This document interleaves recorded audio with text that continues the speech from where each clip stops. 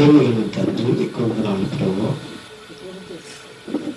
ఈ సమయంలో ప్రభు ఈ యొక్క సేవకుల యొక్క సమావేశంలో తండ్రి ప్రియులు రాజేష్ గారి యొక్క మ్యారేజ్ రోజు గడుపుకోవడానికి తండ్రి వారికి ఇచ్చిన కుమార్తె యొక్క బర్త్డే జరుపుకోవడానికి మీరు చూపిన కృపను బట్టి, మీరు చూపిన దయని బట్టి తండ్రి ప్రార్థన చేస్తున్నాం. సేవకుల యొక్క సమావేశంలో గొప్ప ఆశీర్వాదంతో తండ్రి ఇలా జరుపుకోవటం నీ దయాన్ని కనికరం, నీ కృప ఆశీర్వాదం ఇలా మీరే తండ్రి ఇంతవరకు మీరు నడిపించండి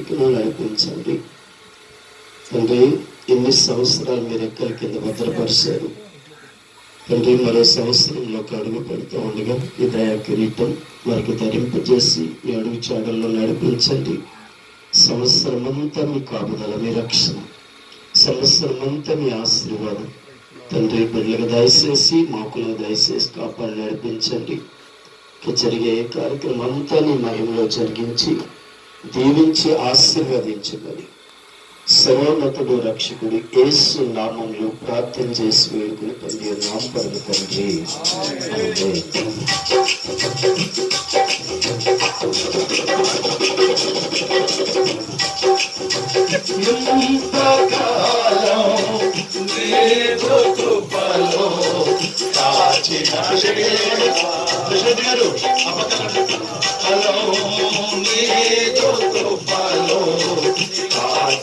దేవా ఎక్కడో కూడా మాకు తోడు నీడ నీవే కదా. ఎక్కడో కూడా మాకు తోడు నీడ నీవే కదా. ఇంతకాలం నీదు కృపలో కాచిన దేవా, ఇంతకాలము నీదు కృపలో కాచిన దేవా, ఎన్ని ఏళ్ళు గడచిన ఎన్ని తరాలు మారినా, ఎన్ని ఏళ్ళు గడచిన ఎన్ని తరాలు మారినా, మారని వేగని ప్రేమే అయ్యా, మార్చిన నా జీవితం మారని వేగని ప్రేమే అయ్యా, మార్చిన నా జీవితం ఎంతకాలం నీదు కృపలో కాచిన దేవా, ఎంతకాలం నీదు కృపలో కాచిన దేవా. సత్యభూషణయ్య గారిని, అమ్మగారిని ప్రభు ప్రేమించి అనుకరించిన కుమారులలో వ్యాస కుమారుడు జాషువా గారు, ఆయన డాక్టర్ గా పనిచేస్తున్నారు, గుంటూరులో ఉన్నారు. అమ్మగారితో కలిసి పెద్ద కుమారుడు డీని గారు, చక్కని భార్య, చక్కని కుమారుడు, కుమార్తె ప్రార్థన చేద్దామండి. కుమారుడు ఇచ్చాడు దేవుడు, కుమార్తె కొరకు ప్రార్థన చేద్దాం. మరి మూడవ కుమారుడికి వివాహము జరగాలి కదా. ఆయనకి అందరికంటే హైట్ పర్సన్ కాబట్టి అమ్మగారు, మంచి అమ్మగారు ఎక్కడున్నారో మూడో అమ్మగారు కూడా మీరందరూ ప్రార్థన చేసి మరి దీవించాలి. ఈ సమయంలో మరొక నూతన సంవత్సరం పెడుతున్న మరి దైవజనం డీని గారిని మరి ఈ సమయంలో కేక్ కట్ చేస్తారు వారు. Happy birthday to you, happy birthday to you, happy birthday.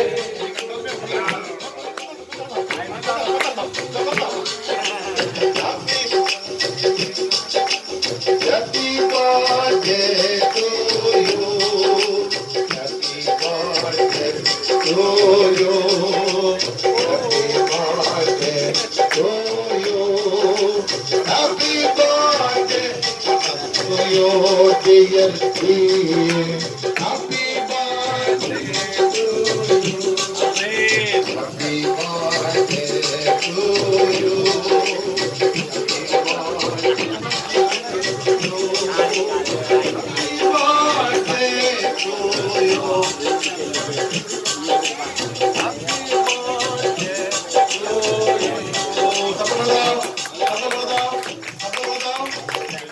ఆమె తిరిగి గారి వందనాలు నేను దీవించుగాక. రెండో దగ్గర చేద్దాం, పెళ్లి రోజు ఏంటి?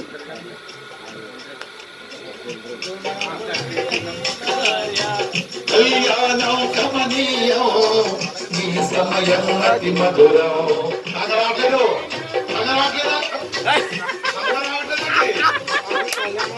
కళ్యాణం కమనీయం ఈ సమయం అతి మధురం.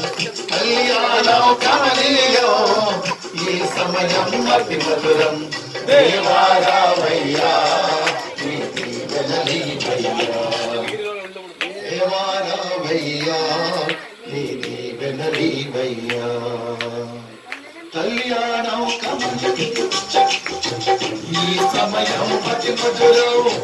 కళ్యాణం కమనీయం ఈ సమయం అతి మధురం.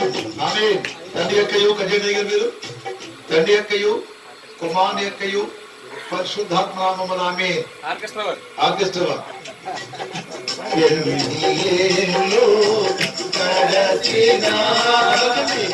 ఎన్ని తరాలు మారినా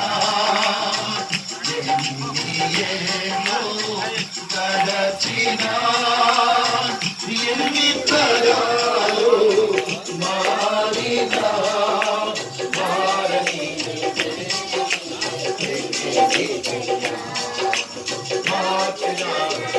ఇలాంటి పెళ్ళి ఎన్నో జరుపుకొని దేవుని నామములో ఎదగాలని కోరుతున్నా.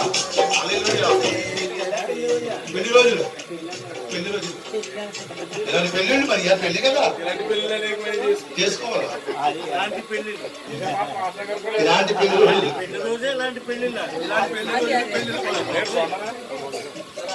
ఆమె ఆమె ఇక మూడవది శ్యామ గారండి అమ్మే కట్టేద్దాం బిడ్డ.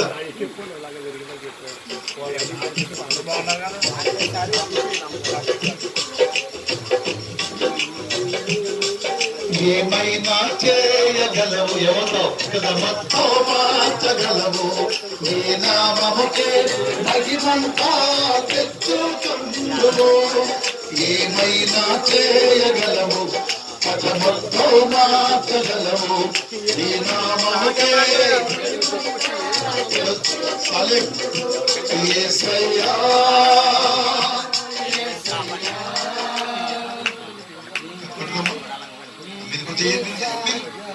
తన యొక్కయు happy birthday to you. Happy birthday to you.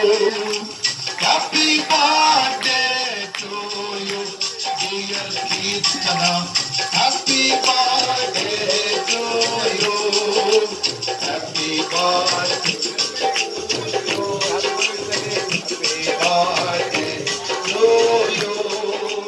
Happy birthday to you, dear Krishna. Happy birthday to you. Happy birthday to you. Amen. సమయంలో మరొక ప్రకటన కూడా ఉంది. పెనియేలు ప్రార్థన మందిరం జిఎఫ్ అధినేతలు సతభూషణ గారు కూడా ప్రతి సంవత్సరం కొన్ని సంవత్సరాలుగా బైబిల్ కాలేజీ రన్ చేస్తున్నారు. ఈ సంవత్సరం ఈ నెల వచ్చిన జూన్ నెల స్టార్టింగ్ అవుతుంది. అడ్మిషన్ కొరకు అది సంపాదించాలంటే రాజుగారిని కానీ జిఎం సన్నిధిలో అదే రీతిగా కూడుకొని మరి ఆయనందు స్తుతించి మరి కుటుంబంతో పాటు సంతోషించే కృపను దేవుడు మనందరికీ కూడా దయచేశాను. అందుబట్టి మరి ఇంకను దేవుని యొక్క కృపలో మరి ముందుకు వద్దెళ్ళే వారిగా ఉందాం. వాస్తవానికి ఈరోజు నేను మీటింగ్ రాలేనని చెప్పాను. ప్రోగ్రామ్ ఉందా బాబు నేను రాలేనంటే మరి ఆర్కే గారు బలవంత పెట్టారు, రావాలి ఎట్టి పరిస్థితుల్లో మీరు మాట్లాడాలి అని తెలియజేశారు. అయితే అప్పుడు నాకు దేవుడు ఇచ్చిన ఒక మాట ఏంటంటే, అనేక మందికి లేని ధన్యత నేను నీకు ఇచ్చాను. దేవునికి స్తోత్రం. అయితే నేను యాక్చువల్గా ఈరోజు నా భార్యతో పాటు గడపాలి, వారి ఇంటికి వెళ్ళాలి. సరే నేను పొద్దున్న మీటింగ్లో వచ్చేస్తాము, మధ్యాహ్నం నుంచి వెళ్దామని మరి దేవుని యొక్క పని కొరకు మరి యొక్క సమయాన్ని కేటాయించడానికి దేవుడు కృప చూపించాడు. హల్లెలూయా, హల్లెలూయా. మరి ఏదేమైనప్పటికీ మరి దేవుడు చూపిన కృపను బట్టి నేను అంతకన్నా స్తుతిస్తూ ఉన్నాను. మరి ఈ రోజు కనుక మనం గమనించినట్లయితే ఇక్కడ అనేక మంది సేవకులు ఉన్నారు, సేవకురాండ్రు ఉన్నారు. అలాగే మరి రోజు కనుక మనం గమనించినట్లయితే మరి ఆర్కే గారి యొక్క ఫ్యామిలీలో చాలా కార్యక్రమాలు ఉన్నాయి. ఒకటి వారి యొక్క పెళ్లి రోజు, రెండోది వారి యొక్క కుమార్తె యొక్క జన్మదినము. ఇవన్నీ యొక్క సందర్భాన్ని బట్టి నేను దేవుడిని అంతగా స్తుతిస్తూ ఉన్నాను. మరి మనం గత సంవత్సరం అంతా దేవుడు ఆశీర్వదించి మరొక వత్సరాన్ని దేవుడు మనకు అనుగ్రహించాలంటే దాని అర్థం ఏంటంటే ఆయన యొక్క ప్రణాళిక మనపై ఇంకా హెచ్చుగా మనం చేయవలసింది ఏంటంటే దాని యొక్క సంతోషించి ముందుకు వెళ్ళేవారిగా ఉండాలి.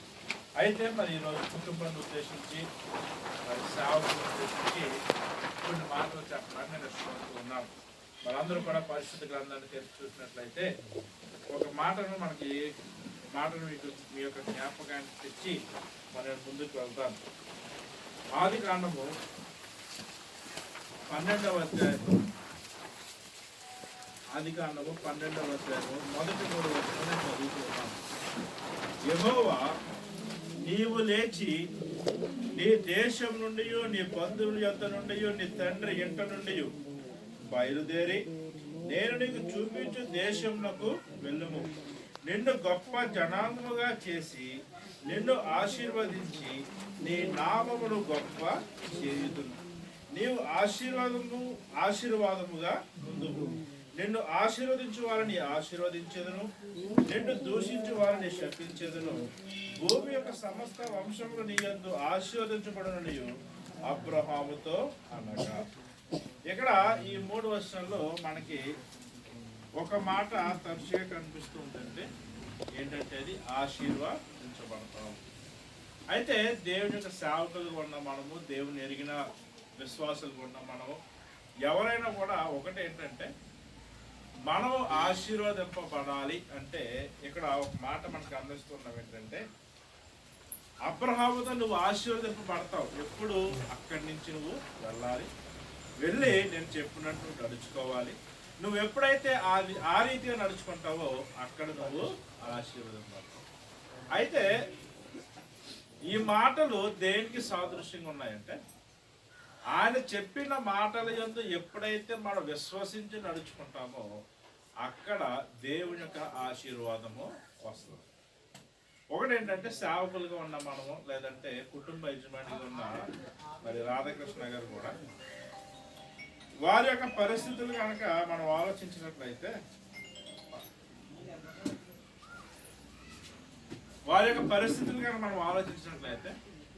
మన కుటుంబం ఆశీర్వదింపబడాలన్నా, మన పరిచర్య ఆశీర్వదింపబడాలన్నా, మన బిడ్డలు ఆశీర్వదింపబడాలన్నా మనం ఏం చేయాలంటే ఆయన మాటకు లోబడడానికి ఇష్టపడేవారిగా ఉండాలి. అయితే మీరు ఒక పేజీ తిప్పినట్లయితే 15వ అధ్యాయంలో ఈ మాట చాలా స్పష్టంగా రాయబడింది. అతడు యెహోవాను నమ్మెను. 15వ అధ్యాయం 6వ వచనం. అతడు యెహోవాను నమ్మెను, ఆయన అది అతనికి నీతిగా. ఇక్కడ అబ్రహాము గారికి దేవుడు సెలవిచ్చాడు, నువ్వు అన్ని వదిలిపెట్టి వెళ్ళు. ఆయన ఏం చేశాడు? ఆయన వదిలిపెట్టి వెళ్ళిన తర్వాత దేవుడు ఏం చేశాడంటే ఆయన ఏదైతే చెప్పాడో అది ఆయన విశ్వసించి నమ్మి వెళ్ళాడు కాబట్టి అది దేవునికి నీతిగా. ఈ మాట గురించి మా చిన్నాన్న గారు శ్రావణ్ కుమార్ గారు మాట్లాడుతూ మాట అన్నారు. ఏంటంటే ఇప్పుడు మనం నీతిమంతులుగా ఎంచబడాలంటే ఏం చేయాలి? మనం నీతిమంతులుగా ఎంచబడాలంటే ఏం చేయాలి చెప్పండి? ప్రభువైన యేసుక్రీస్తు వారి యొక్క శిలువ మరణాన్ని, పునరుద్ధానాన్ని మనం విశ్వసించాలి. మరి అయితే ఆ కాలంలో ఏది లేని సమయంలోనే అబ్రహాం నీతిమంతుడుగా, ఆయన నీతిమంతుడుగా ఎంచబడ్డాడు. మరి ప్రభువైన యేసుక్రీస్తు లోకానికి వచ్చారా? ఆయన రక్తం చిందించారా? ఆయన మరణించాడా? పునరుత్థానయ్యాడా? కానీ ఆయన దేవుని దృష్టికి ఎలాగో నీతిమంతుగా తీర్చిదిద్దబడ్డాడంటే ఆయన మాటకు లోబడిన వాడై, ఆయన మాటకు విశ్వాసం ఉంచిన వాడై, అలాంటి విశ్వాస్యత ఆయన చూపించాడు. కాబట్టి దేవుడు ఏమన్నాడంటే నీ పిల్లలను ఎలా ఆశీర్వదిస్తాడు? ఇసుక రేణువుల కంటే ఎక్కువగా. అలాగే ఇంకో మాట అన్నాడు, నువ్వు తలెత్తి పైకి చూడు, నువ్వు నక్షత్రాలు లెక్క పట్టగలవా? నీ పిల్లలు నేను ఏం చేస్తాను ఆ రీతిగా. హల్లెలూయా. ఇక్కడ మనం అర్థం చేసుకోవాల్సిన విషయం ఒకటే ఉంటుంది, చాలా సింపుల్. ఏంటంటే ఆయన మాటల యందు విశ్వాసం నుంచి నడుచుకోవడానికి. నేను ప్రశ్న అడిగాను అనుకోండి, నన్ను ఎవరు తప్పుగా తీసుకోద్దా? నేను ప్రశ్న అడిగాను అనుకోండి, ఎవరు మీలో ఎంతమంది ఆశీర్వదించబడాలన్నారు అనుకుంటున్నారు అన్నారు, మీరేం చేస్తారు? మీరు అందరూ కూడా చేయని చూపిస్తారు కదా.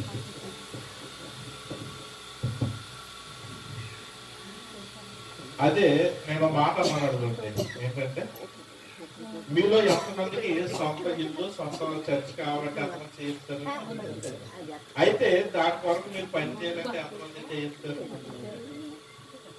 ఇక్కడ దేవుడు ఏమంటాడంటే, అబ్రహామును ఆ రీతిగా దేవుడు ఆశీర్వదించడం గల కారణం ఏంటంటే, అబ్రహాము ఆశీర్వదింపబడడానికి ఇష్టపడ్డాడు, దాని కొరకు పని చేయడానికి కూడా ఆయన ఇష్టపడ్డాడు.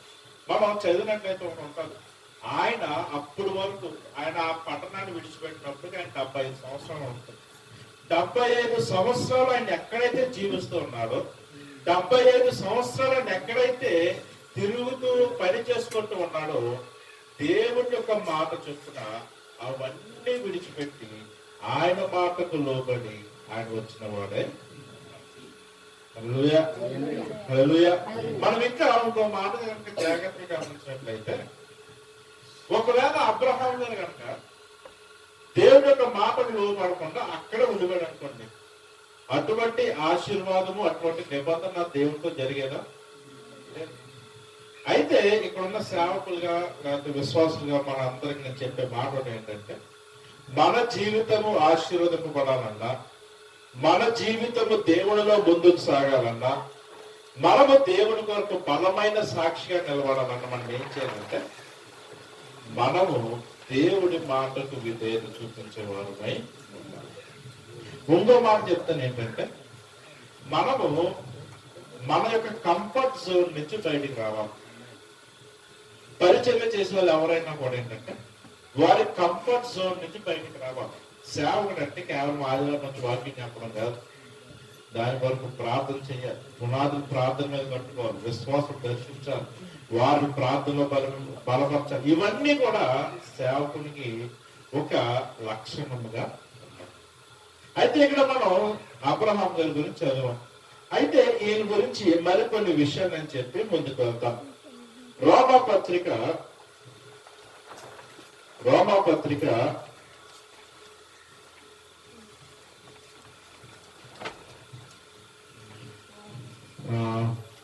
4వ అధ్యాయము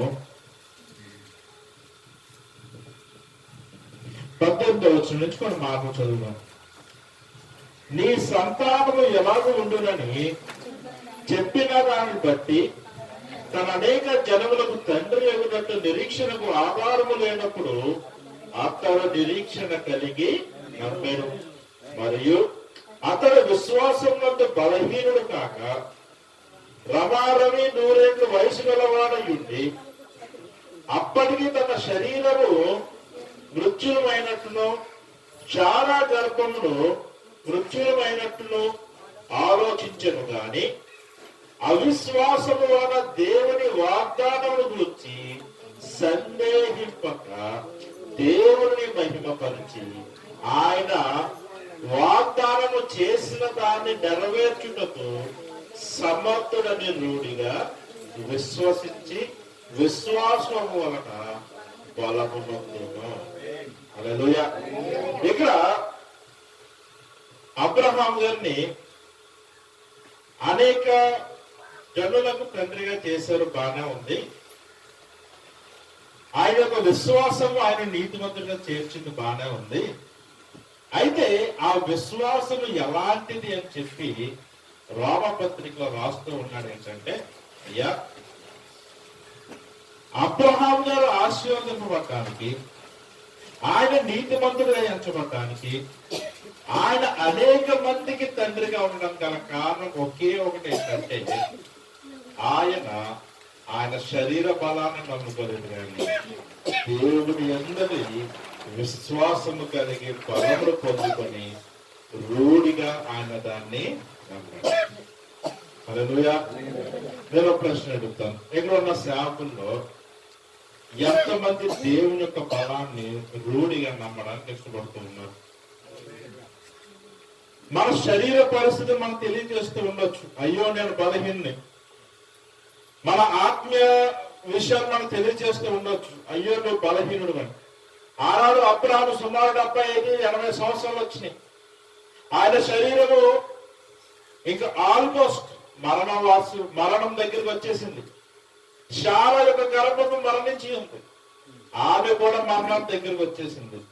అయితే దేవుని యందు విశ్వాసం ఏం చేసిందంటే అక్కడ జీవాన్ని పోసింది. హల్లెలూయా, హల్లెలూయా.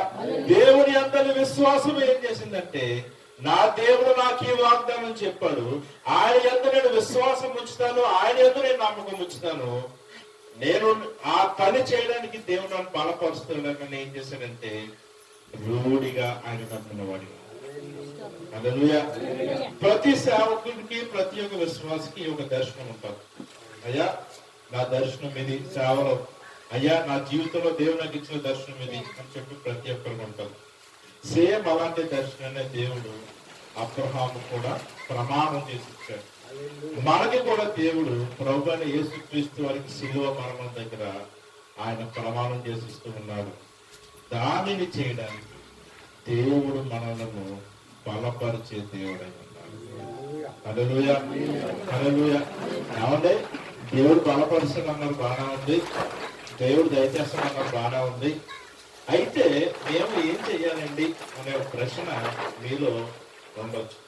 అయితే ఆ ప్రశ్నకి సమాధానం చెప్పే ప్రయత్నం చేస్తాం. మొదటి సమూయేలు గ్రంథము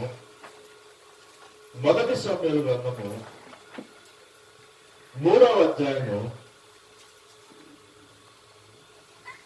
ఈ 3వ అధ్యాయంలో కనుక మనం చూసినట్లయితే కొన్ని విషయాలు మనకి ఇక్కడ కనిపిస్తూ ఉంటాయి. సమూయేలు ఆయన ఏలీ దగ్గర ఉంటూ ఉన్నాడు. ఏలీ దగ్గర ఉంటూ ఆయన ఏం చేస్తున్నాడంటే దేవునికి పరిచయం చేస్తూ మందిరంలో ఉంటూ ఉన్నాడు.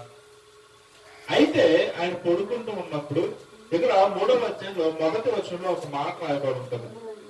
బాలుడైన సమూయేలు ఏలీ ఎదుట యెహోవాకు పరిచర్య చేయుచుండెను. ఆ దినములలో యెహోవా వాక్కు ప్రత్యక్షమగుట అరుదు, ప్రత్యక్షము తరచుగా ప్రకాశించుట లేదు. ఇక్కడ ఈ పరిస్థితులు మనం గమనిద్దాం. సమూయేలు బాలుడుగా ఉన్నాడు. ఏలీ గారితో పాటు ఆయన ఏం చేస్తున్నాడు, దేవునికి పరిచయం చేస్తూ ఉన్నాడు. ఆ సమయంలో అక్కడ ఎవరితోనూ దేవుని యొక్క ప్రత్యక్షత కనబడట్లేదు. ఆయన ప్రత్యక్షత కరువైపోయింది. కానీ దేవుడు ఏం చేశాడంటే సమూయేలును ఏర్పాటు చేసుకొని ఆయన ద్వారాగా దేవుడు మాట్లాడటం ప్రారంభించాడు. హల్లెలూయా. మనం ఎప్పుడు కూడా ఒకటి నమ్మాలి, ఏంటంటే దేవుడు సమూయేలును ముందుగానే తల్లి గర్భంలో ఉన్నప్పుడే ఆయనను ప్రత్యేకపరుచుకున్నాడు.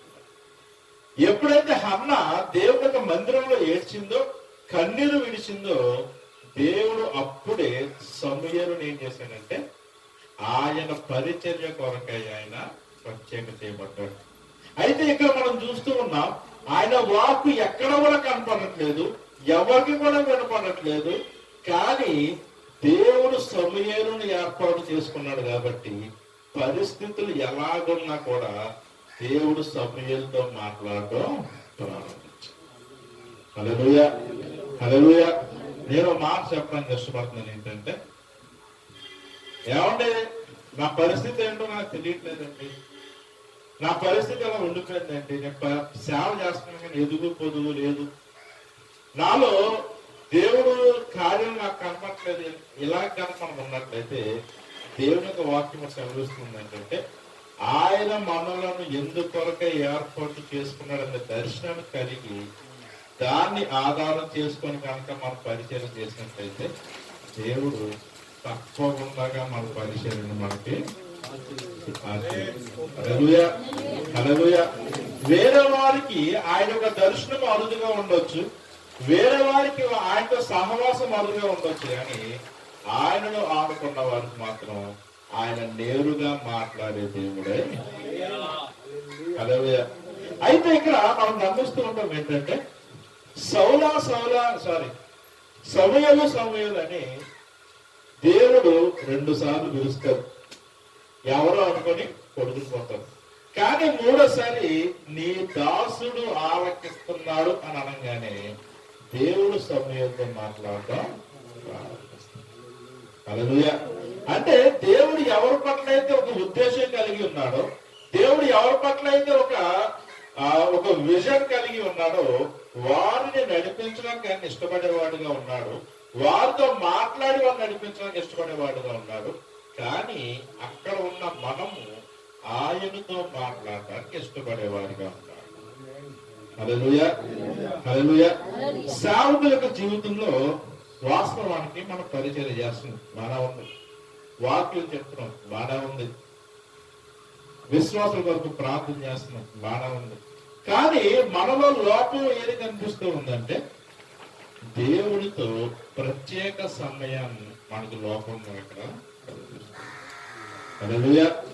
మనం జనరల్ గా చిన్నపిల్లలు చెప్పుకుంటాం ఏంటంటే, అరే నువ్వు ఆహారం బాగా తింటే మంచి బలం వస్తుంది, ఆ మంచి బలం వస్తే నువ్వేం చేస్తావంటే ఎక్కువ పరిగెట్టగలవు, నడవగలవు, ఇవన్నీ చెప్తూ ఉంటాం. అలాగే మనకి బలము, మనకి శక్తి ఇవన్నీ ఎక్కడి నుంచి వస్తాయంటే దేవునితో ఉన్న ఆ ప్రత్యేక సమయం నుంచి అవి. అయితే ఒక మాట నేను చూపిస్తానికి ఇష్టపడుతున్నాను, చూడండి. నిర్గమకాండము 18వ అధ్యాయము, నిర్గమకాండము 18వ అధ్యాయము 17వ వచనం నుంచి కొన్ని మాటలు చదువుతూ చూడండి. అందుకు మోషే మామ అతనితో నీవు చేయుచున్న పని మంచిది కాదు, నీవును నీతోనున్న ఈ ప్రజలను నిశ్చయంగా నలిగిపోతురు, ఈ పని మీకు మిక్కిలి భారము, అది నీవు ఒక్కడివే చేయజాలవు. ఇక్కడ ఈ మాటను, ఆ సందర్భాన్ని నేను వివరించి నేను ముందుకు వెళ్తాను. ఇక్కడ ఈ యొక్క సంభాషణ ఎవరికి జరుగుతుందంటే, మోషే గారికి ఇత్రో, వారి యొక్క మామ ఇత్రో, వీరిద్దరి మధ్య సంభాషణ జరుగుతూ ఉంటే మోషే గారు ఏం చేస్తాడంటే, దేవుడి యొక్క బలిపీఠం దగ్గర కూర్చొని ఆయన అందరికి తీర్పులు తీరుస్తూ ఉన్నారు. అయితే వాళ్ళ మామ అది చూశాడు. ఎవరో మోషే, నీవు చేస్తుంది ఏమైనా నీకు న్యాయం అనిపిస్తుందా అని అడిగాడు. ఏమైంది మామ, నేను దేవుడు చెప్పిన పని చేస్తున్నాను కదా అని అన్నాడు. అయితే దానికి వాళ్ళ మామ అన్నాడు, నీవు రోజంతా పొద్దున్న 8 గంటల నుంచి రాత్రి 6 గంటల వరకు నువ్వు ఎక్కడే కూర్చుంటే, నువ్వు అలసిపోతే నీ కుటుంబాన్ని ఎవరు చూస్తాడు, నీ కుటుంబంతో సమయం ఎవరు గడుపుతాడు అని చెప్పి దేవుడు ఇత్రోతో ఈ మాటలు మోషేకి తెలియజేశారు. ప్రియ దేవుడి సేవకులారా, నేను మాట చెప్తాను, సేవ ప్రాముఖ్యం, సేవ చాలా ప్రాముఖ్యం, మంచిదే. దానికన్నా ప్రాముఖ్యము మన యొక్క కుటుంబాలు, అది గమనించాలి. సేవ కంటే ప్రాముఖ్యమైనది ఏంటంటే మన కుటుంబాలు. మన కుటుంబాలు ఎందుకు ప్రాముఖ్యం అంటున్నానంటే, అబ్రహాము విశ్వాసానికి గుర్తుగా దేవుడు ఏం చేశాడు, విశ్వాసానికి గుర్తుగా ఏం చేశాడు, కుటుంబాన్ని, అంటే ఇస్సాకుని. ఇక్కడ మనకి దేవుడు ఆశీర్వాదాన్ని ఎవరిచ్చారంటే, దేవుడు మన పిల్లల్ని మనకి ఇచ్చారు. అయితే అబ్రహాముకు ఆ విశ్వాసానికి కారణమైనది ఏంటంటే దేవునితో అతనికి ఉన్న వ్యక్తిగత సంబంధం ఏం చేసిందంటే ఇక్కడ బహిరంగంగా పిల్లల ద్వారా దేవుడు ఆశీర్వాదాన్ని పొందుతాడు. ఓకే, నేను ఒక మాట చెప్తాను ఏంటంటే దేవునికి మనకి ప్రాముఖ్యమైనది ఏముండాలంటే దేవునితో వ్యక్తిగత సంబంధము, దాని తర్వాత కుటుంబము, దాని తర్వాతే పరిచయం. హల్లెలూయా, హల్లెలూయా. దేవుని యొక్క వాక్యంలో మాట ఉంటుంది ఏంటంటే నీ తల్లిని నీ తండ్రిని విడిచి నీ భార్యను పట్టుకో. నిన్ను నమ్ముకున్న ఒక స్త్రీ వస్తే నువ్వు పరిచయం ఉందని చెప్పి ఆ ముదిలో సరిపోతాను ఎవరైనా వస్తాడు. అందుకే దేవుని యొక్క వాక్యము ఇత్రో ద్వారాగా మోషేతో దేవుడు ఏమని మాట్లాడుతూ ఉన్నాడంటే, ఏవయ్యా మోషే, నీవు అనేక మందిని నడిపిస్తూ ఉండొచ్చు, నువ్వు అనేక మందికి నాయకుడు ఉండొచ్చు, నువ్వు అనేక మందికి దేవుడి పక్షాన నువ్వు వారితో మాట్లాడుతూ ఉండొచ్చు, కానీ నీవు చేస్తున్న పని దేవునికి మహిమ తెచ్చే పని కాదు. నువ్వు పొద్దు నుంచి శాతం దాకా పరిచయం చెప్పి పరిగెడితే నీ కుటుంబాన్ని ఆవిడ ఉంటాడు, నీ పిల్లల్ని ఆవిడ పెంచుతారు, వాక్యానుసారంగా నీ పిల్లల్ని ఆవిడ పెంచుతారు. అందుకే అది చెప్తూ ఇత్రో ఇంకో మాట అంటాడు. 21వ వచనం 20వ వచనం చదువుదాం చూడండి.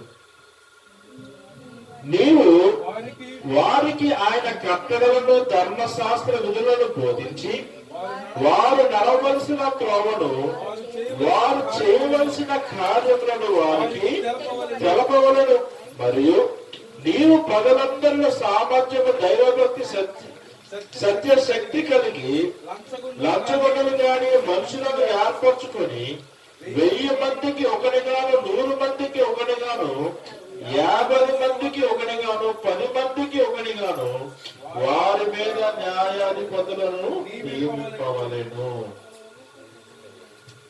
ప్రియ సేవకులారా, ఒక మాట చెప్తున్నాను. దేవుని యొక్క వాక్యం సాగిస్తుంది ఏంటంటే మీరు పొద్దున్న నుంచి సాయంత్రం పరిచయం తిరగడం కాదు.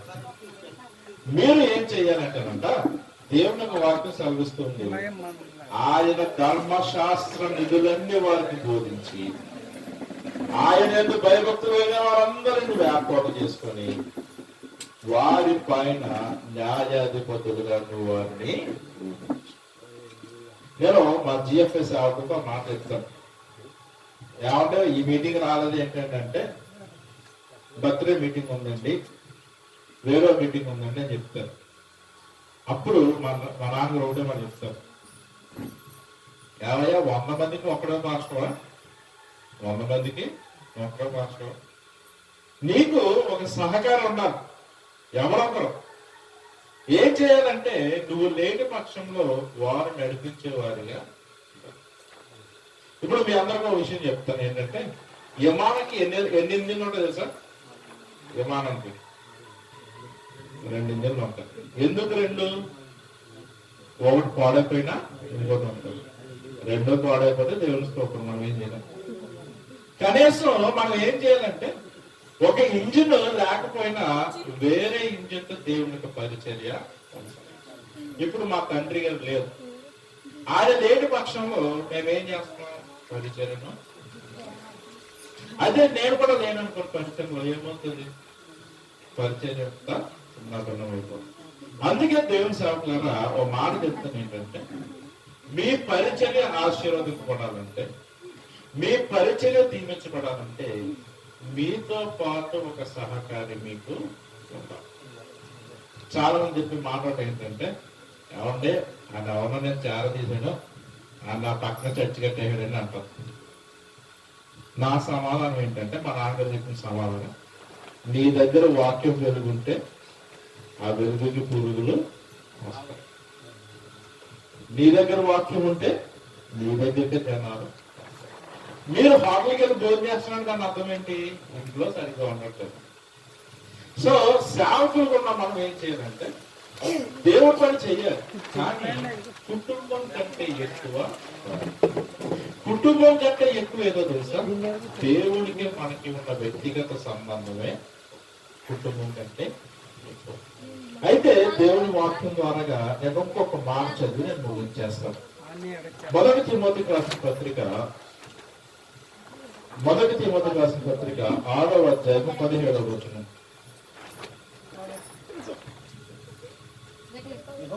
యెహమందు ధనవంతులైన వారు గర్విష్ఠులు కాక అస్థిరమైన ధనమునందు నమ్మిక ఉంచక సుఖముగా అనుభవించుటకు సమస్తమును మనకు ధారాళముగా దయచేయు దేవుని యందే నమ్మిక ఉంచుడని ఆజ్ఞాపించుచున్నాను.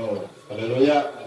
దేవుడి యొక్క వాక్యం సెలవిస్తుంది ఏంటంటే, మన విశ్వాసము మన సంఘం మీద కాదు, మన విశ్వాసము అందులో వచ్చిన విశ్వాసం మీద కాదు, కానీ మన విశ్వాసము దేవుడి మీదే ఉండి ఆయన మీద మాత్రమే ఆనుకొని మనం పరిచర్య చేయడానికి.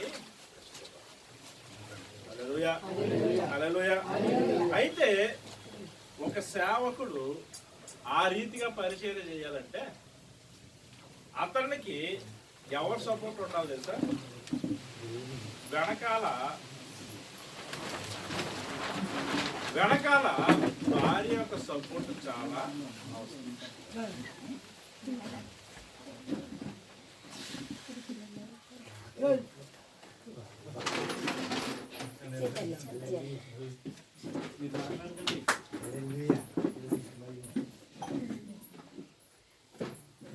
ఓకే, ఒక సేవకుడు సేవలో ముందుకెళ్ళాలన్నా, ఆయన వెంటుండి నడిపించాలన్నా భార్య యొక్క ప్రోత్సాహం, ఆమె యొక్క సపోర్ట్ చాలా అవసరం. మరి ఈనాడు నేను సంతోషించేది ఏంటంటే, మరి రాజేశ్వరి యొక్క భార్య దూరంగా ఉన్నప్పటికీ ఈయన పరిచర్య కొరకు ఆమె ప్రార్థన చేస్తూ ఉందని చెప్పి నేను నమ్ముతూ ఉన్నాను. మరి ఇక్కడ ఉన్న మీ అందరి కొరకు కూడా మరి మీ యొక్క భార్య మీ కొరకు ప్రార్థన చేస్తారని చెప్పి నేను అనుకుంటున్నాను.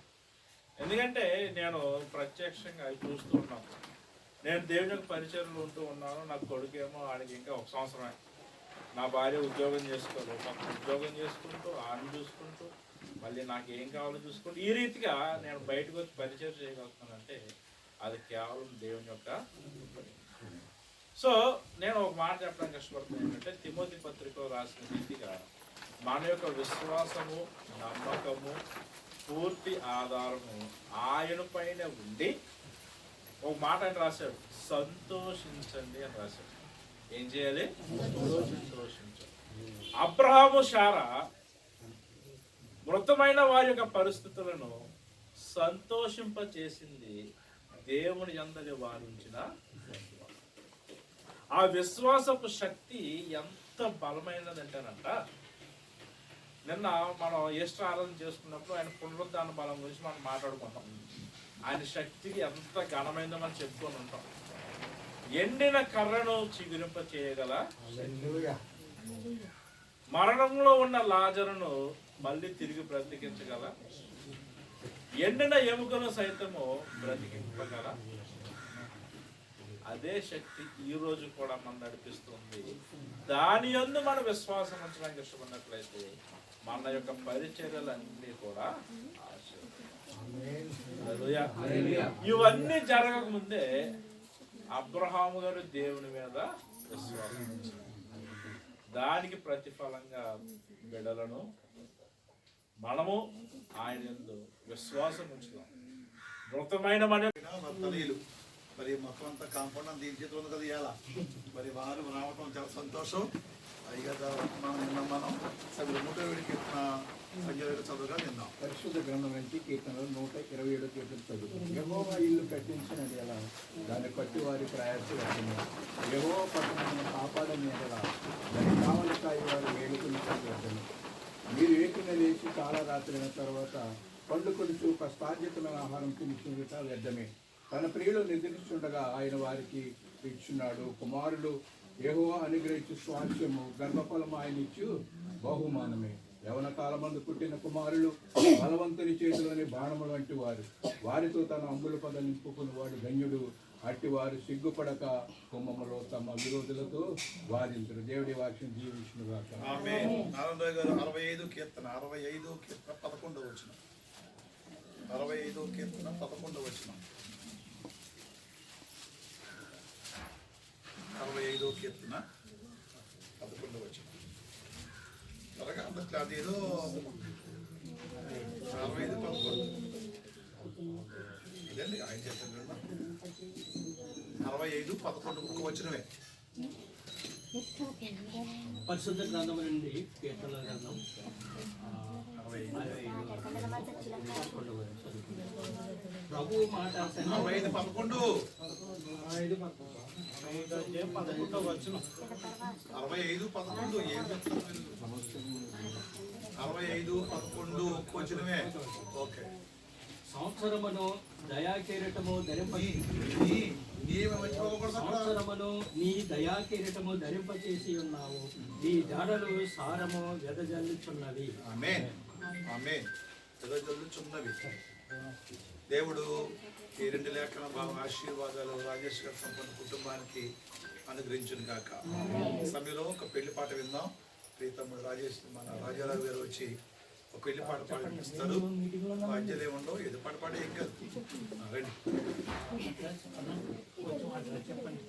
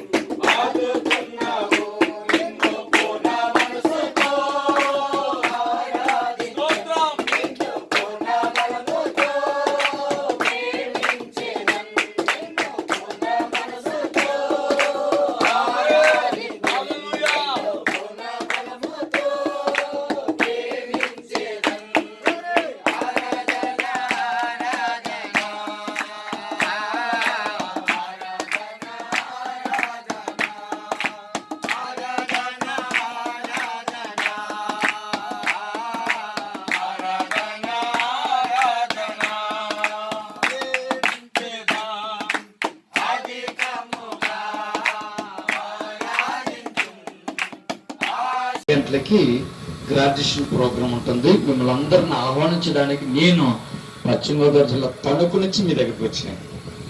కాబట్టి మా ఆహ్వానాన్ని మన్నించి మీరందరూ కూడా వచ్చి ఆ గ్రాడ్యుయేషన్ ప్రోగ్రాం విద్యాభ్యాసం వేదాంత విద్యాభ్యాసం ముగించుకుని పట్టభద్రులు అవుతున్న వారిని ఆశీర్వదించడానికి మీరందరూ కూడా ఫెలోషిప్ అందరినీ ఆహ్వానిస్తున్నాను. తప్పగా మీరందరూ రావాలని.